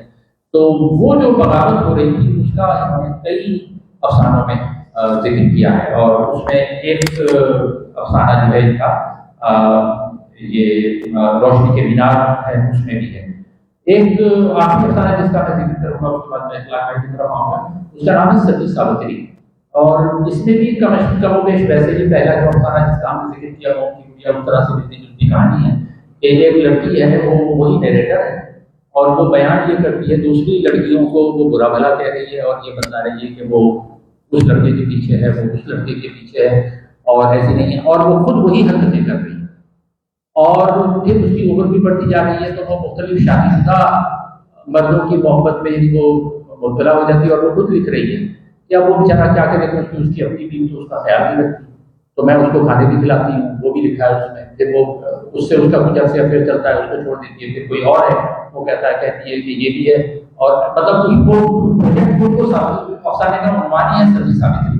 یعنی وہ خود اپنے آپ کو ستی ساوتری ثابت کر رہی ہے، دوسری عورتوں کی برائیاں کر رہی ہے لیکن وہ خود وہی ساری حرکتیں کر رہی ہے جس کا الزام وہ دوسری عورتوں پر رکھ رہی ہے اور اس افسانے کا نام ہے ستی ساوتری. ایک اور جس کا ذکر میں ضروری کروں گا اس افسانے کا نام ہے ریل کی پٹری پر لکھی کہانی یا ریل کی پٹری پر لکھی کہانی. اس میں یہ ہے کہ ایک غریب خاندان بنجاروں کا جو ہے وہ ریل کی پٹری کے پاس رہتا ہے جیسے یہاں ریل کی پٹری کے پاس کراچی میں بھی بنجارے ڈیرا ڈال دیتے ہیں. تو اس میں یہ ہوتا ہے کہ ایک ریل کے حادثے میں ایک بنجارے خاندان کا مرد مارا جاتا ہے اور جب مر جاتا ہے تو وہ حکومت کے اہلکار آتے ہیں اور وہ اعلان کرتے ہیں کہ جی اس کو اتنے پیسے ملیں گے اس کے لوائل کی تو وہ کئی ہزار روپئے ہوتے ہیں. تو بارہ لوگ کچھ دن کو اس کا سبو کراتے ہیں لیکن وہ پیسے لے کے وہاں سے کہیں اور چلے جاتے ہیں اور جب وہ چلے جاتے ہیں تو کسی اور شہر میں پڑھنے وہ ڈالتے ہیں پڑاؤ اور وہاں پر کوئی ریل کا حادثہ ہوتا ہے اور ان کا اپنا بچہ غائب ہوتا ہے. جیسے آدمی ہوتا ہے نا وہ آدمی میں جیسے بن جاتا ہے تو گھر والوں کو یہ فکر نہیں ہے کہ وہ مر گیا یہ اس کے پیسے کا ملیں گے تو ملے گی وہ اس میں زیادہ انٹرسٹ. تو اس میں یہ دکھایا کہ وہ بنجاروں کے خاندان جو بیٹھے ایک آدمی کے برتھ ڈے پہ 5,000 روپئے دے چکے تھے اور جب پتا لگتا ہے کہ دوسرا ایکسیڈنٹ ہو گیا ہے ان کا اپنا بچہ آیا ہے تو وہ اب یہ سوال کرتے ہیں کہ ابھی آپ باتیں کرتے ہیں اچھا ابھی بچوں کے لیے 5,000 یا 3,000 ہوتے ہیں یہ گفتگو ہو رہی ہے لیکن اس میں مجھے پتا لگتا ہے کہ وہ بچہ آتا ہے اور وہ بچہ ملتا ہے. تو یہ کس طرح کی کہانیاں ہیں اور میرا خیال ہے خارجی ہو گئی رشد. ایک افسانے کا میں اور ذکر کرنا چاہوں گا جو بہت ہی مزے کا ایک افسانہ ہے اجنبی چہرے. ایک عورت ہے, نمو اس کا نام, وہ چہرے بھولنے لگی ہے. شادی ہوئی ہے اور اس کو فکر ہونے لگی کہ میں چہرے بھول جاتی ہوں, یاد نہیں رہتا. تو شوہر اس سے بہت محبت کرتا اور وہ یہ ڈرتی ہے کہ مجھے اس کا چہرہ یاد رہے گا یا نہیں رہے گا. اب کے ساتھ ساتھ اس کو یہ فکر ہونے لگی.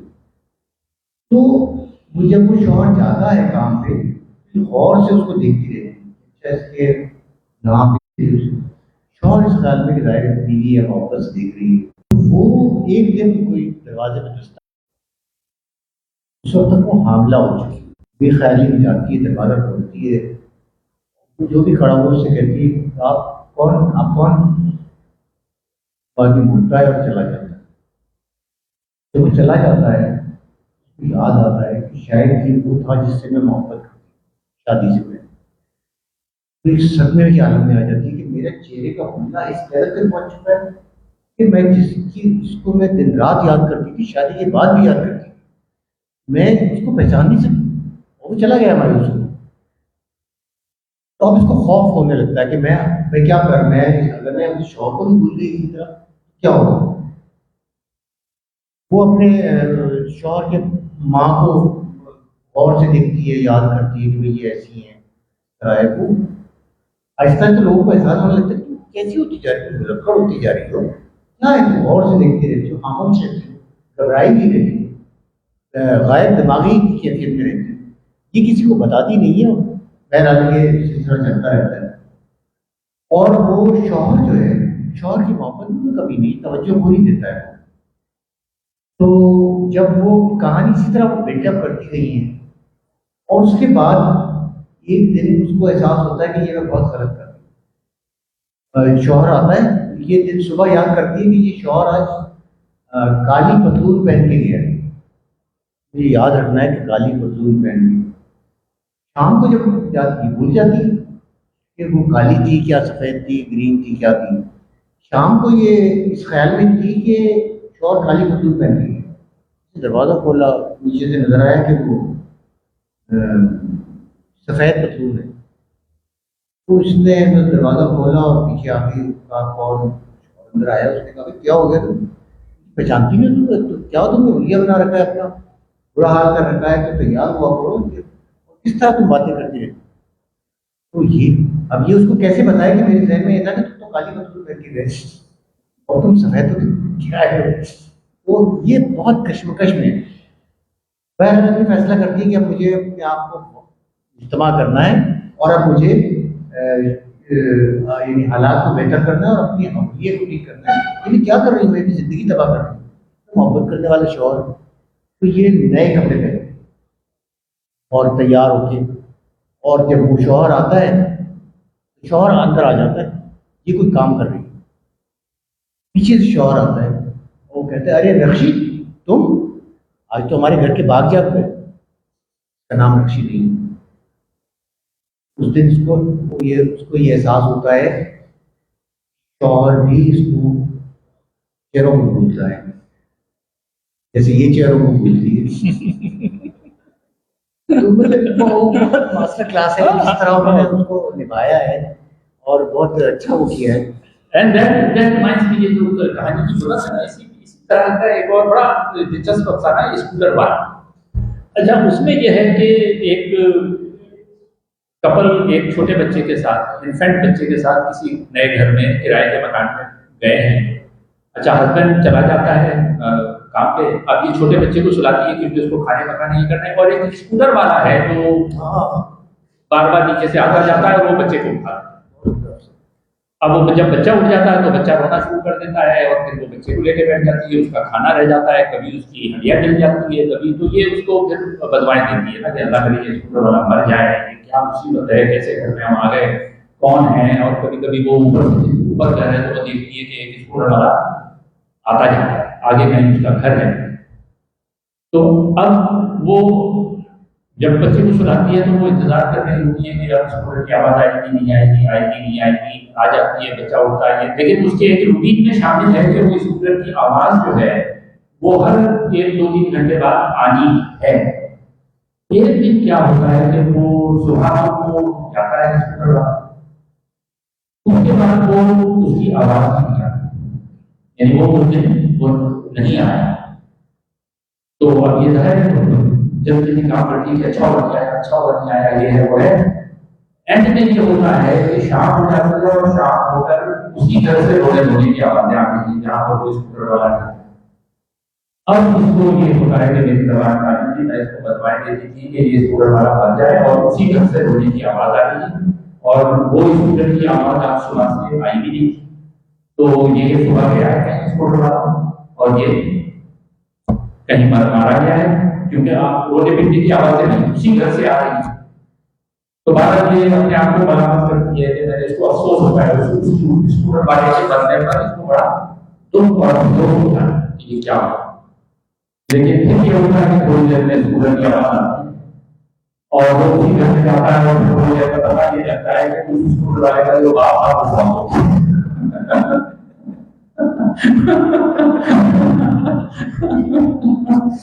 تو کہانی کی ضرورت ہے نا کہ آپ پڑھتے ہیں تو کس طرح سے بنایا گیا ہے۔ اچھا آپ کچھ اور کہنا چاہیں گے؟ آپ نے بارش کے ساتھ بات کریں، میرا خیال ہے آپ بات کریں، سالوں میں بہت بات ہوئی، افسانوں پہ خاصی بات ہوگی، اور مثلا بہت سارے افسانے ہیں اور بہت اچھے افسانے ہیں۔ بارش سن ان کا جو ناول ہے، پتہ نہیں اس کو ناول کہنا چاہیے یا ناولہ کہنا چاہیے، تقریباً 200 یا 210 صفحات کا ہے۔ 200 صفحے میں ناول تو بن جاتا ہے، میرے خیال ناولہ 150 صفحے کا ہوگا۔ تو یہ میں نے ان کی پہلی تحریر پڑھی جو ایٹیز میں آیا تھا، 85 میں آیا تھا، اور اسی وقت میں نے یہ پڑھا تھا، اور اس وقت مجھے اس ناول نے بہت متاثر کیا، اور یعنی وہ ابھی بھی میں اپنی اس رائے پر قائم ہوں کہ وہ ایک بہت اچھا ناول ہے۔ یعنی ان ناولس میں سے ہے کہ جن کو اردو کے اچھے ناولوں میں مقام نہیں دیا، جیسے میں اکثر یہ سوچتا ہوں کہ عصمت چغتائی کو زیادہ افسانہ نگار کے طور پہ شہرت ملی، لیکن ان کا ناول ہر لحاظ سے بڑا ناول ہے۔ لیکن جب ہم اردو کے بڑے ناولوں کا ذکر کرتے ہیں تو وہ نہ عصمت چغتائی کی ذکر ہوتا ہے اور نہ ان کے بارش اسلام کا ذکر ہوتا ہے۔ میرا خیال ہے دونوں کا ہونا چاہیے اردو کے بڑے ناولوں میں۔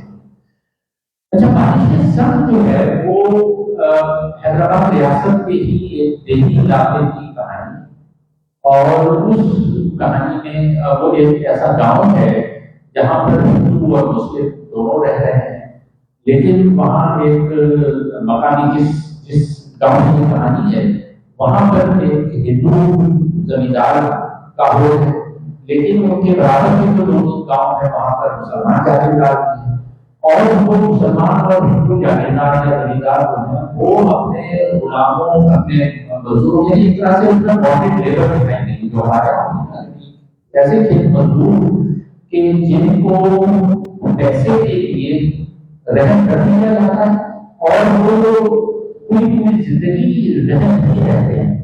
یعنی مثال کے طور پہ بتایا گیا ہے کہ میرا باپ کیسے رہ رہا، تو بڑے بہن کی شادی، بہن کی شادی کرنی تھی تو پیسے دینے تھے، تو جب ساہوکار زمیندار سے پیسے لیے تو وہ کاغذ پہ رونا لگا دیا گیا کہ تم یہ پیسے کتنے دن میں ادا کرو، تو انہوں نے ایگریمنٹ کیا کہ 2 سال میں یا 3 سال میں ادا کریں گے، اور اس میں کا بیان بھی کرے گا، سود بھی لگے گا، سود بھی ایڈ ہو رہا ہے، اور ان شاء اللہ سود ہی ادا کرنے میں زندگیاں نکل جاتی ہیں، اور 20-30 سال وہ کھیت مزدور مفت کی بیکار کرتے ہیں، وہ مسلمانوں کے گاؤں میں بھی زمینداروں کے پاس اور ان کے پاس بھی، اور نہ صرف یہ بلکہ وہ ہندو اور مسلمان دونوں زمینداروں کو یہ اختیار حاصل ہے کہ وہ گاؤں کی کسی بھی عورت کو اگر اپنے تصرف میں لانا چاہیں تو کوئی بھی گھر والا انکار نہیں کر سکتا، اور جوان کی ہوئی اور اگر وہ جاگیردار کب سے اس کو کام پر بھیج دینا، اور وہ گھر والے جو ہے منع نہیں کر سکتے کہ ہم کام پر نہیں دیں، اور کام پہ بھیجنے کا مطلب ہی یہ ہے۔ اچھا، اور یہ نہیں کہ اس کے جاگیردار کے گھر میں اپنی عورتیں ہیں، وہ عورتیں موجود ہیں اور وہ سب سے مجھے کام کرنے کے لیے بتایا ہے کہ وہ اپنی بیوی سے کہے گا کہ ذرا میرے کمرے کی تو جھاڑو لگاؤ، تو وہ اس سے کہیں گے کہ جاؤ. تو اس طرح سے عورتوں کا استعمال بتایا ہے. یہ بتایا ہے کہ اسی میں ایک غزل ہو جاتا ہے، یعنی جب ایک سلیم نام کا کیریکٹر جو مین کیریکٹر ہے، وہ سلیم نام کی جب بہن کے ساتھ یہ زیادتی ہوتی ہے تو وہ دراتی لے کر جاتا ہے اور وہ جاگیردار ہے، سب لوگوں کے سامنے اس کی دراتی سے اس کی گردن پہ پھیر دیتا ہے اور خود شہر چلا جاتا ہے، یعنی حیدرآباد آ جاتا ہے. اور جب حیدرآباد میں آتا ہے، حیدرآباد کے بارے میں اس نے کہانیاں بہت سی کی کہ حیدرآباد میں تو مزدوری بھی دی جاتی ہے اور پیسے ملتے ہیں، آزاد رہی تو پھر فوری کا جو دوسرا حصہ ہے اس میں وہ شہر کی حیدرآباد شہر کی زندگی کی جو گرمیاں ہیں وہ کہ وہاں پر کس طرح سے کام ہوتے ہیں اور کس طرح سے وہاں پر جن بندوقوں سے سرمایہ کام لیتے ہیں وہ کا کس طرح سے استحصال کرتے ہیں. تو یہ بھی ایک یعنی جو ترقی پسند ادب کی میں بات کر رہا تھا، تو اس ترقی پسند ادب کا جس میں طبقاتی استحصال کو بہت واضح طریقے سے بیان کیا گیا ہے. یہ ناول بڑے کمال کا ناول ہے. دو سوالوں کو سوچے کا ناول ہے اور آپ یہ ایک دو نشست میں پڑھ لیں گے اس کو، لیکن میں یہ سجیسٹ کروں گا کہ اگر آپ ان کے افسانے نہیں بھی پڑھتے تو بارش کے ساتھ ناول ضرور پڑھیں. دوسرا ناول مجھے ان کا اتنا اچھا نہیں لگا، اس کا نام ہے پیغام غزل. اب وہ ناول کا عنوان پر مجھے یہ لگتا ہے کہ ایک غزلوں کا مجموعہ ہے یا اس طرح کی چیز ہے، لیکن دراصل ایوان غزل جو ہے وہ ایک عمارت کا نام ہے جس میں دو بھائی رہتے ہیں مسلمان جاگیردار. ایک کا نام ہے غالباً واحد حسین اور دوسرے کا نام احمد حسین، اور دونوں یہ شاعری میں مگن ہیں اور ان کے بعد کی جائیدادیں ہیں جو چلی آ رہی ہیں اور پھر خاندانوں کی آپس کی چرچائیں چل رہی ہیں. وہ اپنے معاملوں میں لکھی ہیں تو وہ مجھے بڑی مماثلت نظر آئی ہے مزید احمد کی تحریروں میں اور یہ ایوان غزل جو ناول ہے اس میں.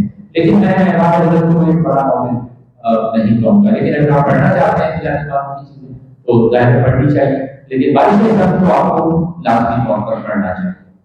اللہ صاحب میرا خیال ہے بس آج کی نشست کو یہیں پر آپ وائنڈ اپ کرتے ہیں اور سوال اگر ہاں بالکل اگر کوئی سوال کرنا چاہیں ضروری نہیں ہے بس نہیں ایک منٹ دے دیتے ہیں اگر ایک منٹ پہ کوئی. یہ دو ہی ناول ہے. جی آپ کنکلوژن میں کچھ کہنا چاہیں تو آپ کنکلوڈ کر دیں. آپ کنکلوڈ کر دیں. ساتھ ہی آج کی نشست کا اختتام ہوتا ہے. مدیر انجم صاحبہ بہت شکریہ. آپ کر لیں، مجبور نہ کریں. مجبور نہ کریں بھائی.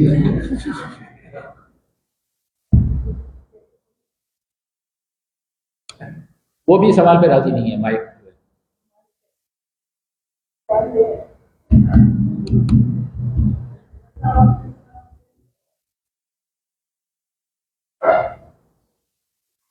السلام علیکم. یہاں بہت خوشی ہوئی، خاص طور پر برادر کو امام صاحب یہاں موجود ہے. ان کو 50 سال سے میں یہ کہنا چاہ رہا ہوں کہ ایک ہی تھیم ہوتی ہے جس کو مختلف لوگ مختلف انداز میں پیش کرتے ہیں. آج جو ایک تھیم نظر آئی وہ یہ ہے کہ کسی کی موت سے اس کے رشتے دار دکھ میں مبتلا تو ہوتے ہیں، لیکن اس سے توقعات بھی وابستہ ہے. جب وہ توقعات پوری نہیں ہوتی تو ایک عجیب قسم کا شاپ ہوتا ہے، اس کو بیان بھی نہیں کیا جا سکتا کہ وہ خوشی کی اور شام کی درمیان کیا ہے. ایک نوجوان ہے، اس کا بڑا بھائی ایک ٹرین کا سفر کر رہا ہے، خبر آتی ہے کہ وہ ٹرین کا حادثہ ہو گیا. اب وہ پھر سٹی اسٹیشن پر پہنچ جاتا ہے. پھر وہ بیٹھا ہوا گاڑی گروپ میں اور اعلانات ہو رہے ہیں کہ بہت بہت 5 لاکھ ہیں، زخمی ہونے پر 1 لاکھ روپے. اس کے ذریعے 5 لاکھ روپے کا استعمال کیا ہے. مقام کا کرایہ اتنے مہینے آدمی کو ہو جائے گا، میری شادی کرنے کا وہ ہو جائے گی، بہن کی شادی ہو جائے گی، گھر پر بھی کام لگے. یہ سب سوچ رہا ہوتا ہے. اس کا بڑا پرائز جو سامنے آپ کھڑا ہوتا ہے تو میں گھر خود ہی پہنچ جاتا ہوں کیوں میں کرے کرتا ہے ٹھیک ہے صاحب یہ زندہ ہے अंदर उसमें जो कैफियत होती है वो एडिटोरियल कहती है।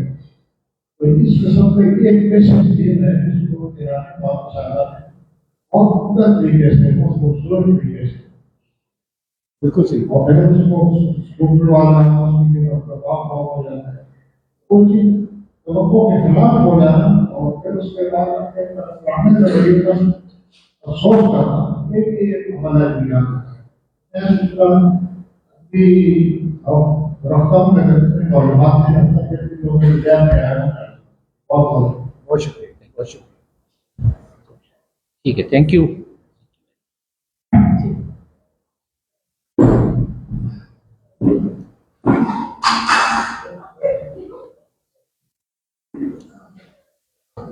अच्छा, वो आपकी जो टिक मार्क है ना, उसकी पिक्चर लेनी चाहिए।